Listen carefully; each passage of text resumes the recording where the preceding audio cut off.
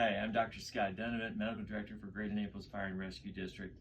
I wanted to talk with you about an easy way in the field to figure out the weight of the average American kid based on age. The background for this is I was taking online med control and I would get a call from EMS saying, hey, we had a 5-year-old here in the house and the kid's seizing. And you wouldn't necessarily have your Broslo tape with you. Part of this also came from 10 years being on the flight crew of an aeromedical helicopter and having a lot of scene flights. And you don't always have the Broslo tape in the trauma bag when you go to hop out. And it could be, hey, we know there's a 2-year-old at the scene. Okay, I know the 2-year-old is going to be about 12 kilos.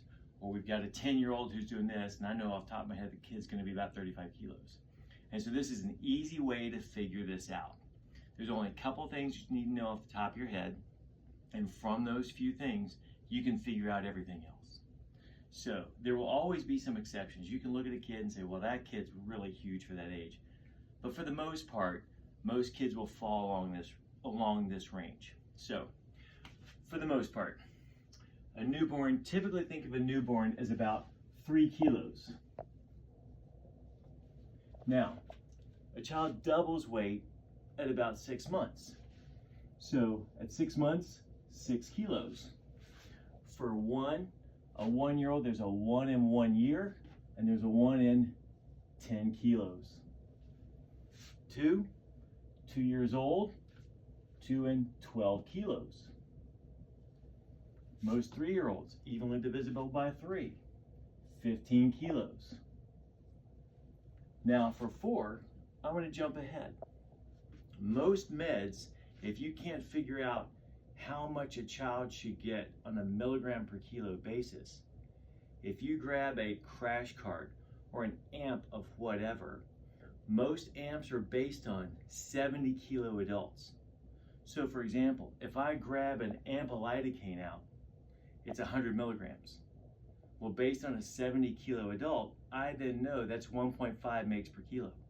So I can dose a kid just based on how much is in the amp. So your average adult weight, you're half that by the age of 10. So by age 10, you are half your adult weight. So if that's based on 70 kilos, then by age 10, you're 35 kilos. By 4, you're 1/4 your adult weight. So it's half of that, so about 17 kilos. Now from here going this way or here going this way, it doesn't matter. It's 3 kilos per year. Whether I'm going like this or I'm going up this way, it doesn't matter.